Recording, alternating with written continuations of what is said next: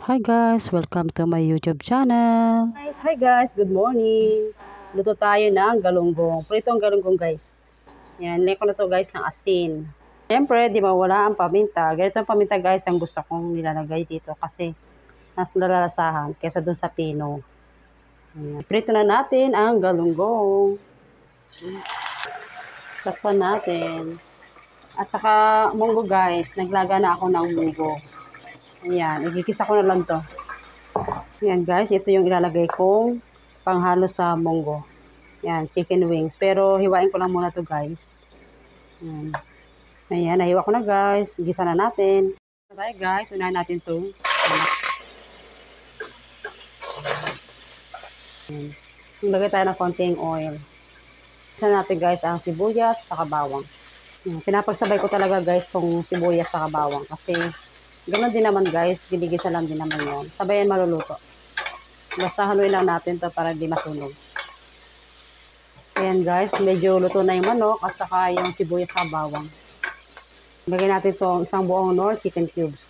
Ayan, haluin lang natin to hanggang sa matunaw. Pag tunaw na, lagyan natin ng tubig. Hintayin lang natin guys tong kumulo.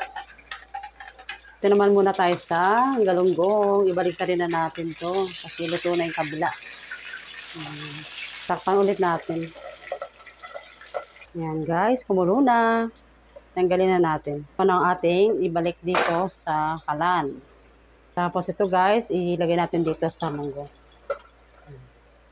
Haluin lang natin to guys. At hintayin din natin ulit kumulo. Ayan, luto na rin to guys itong galunggong. Tanggalin na natin. Tamang sunod. Ito na guys, kumulo na. At pwede na rin natin lagyan ng gulay. Naparami nga pala yung tubig ko, pero okay lang guys. Gusto naman namin ay may konting sabaw. Lagyan natin guys ng alugbati at saka kangkong. Ayan. Lagyan na rin natin guys ng sili. Ayan, halin natin guys.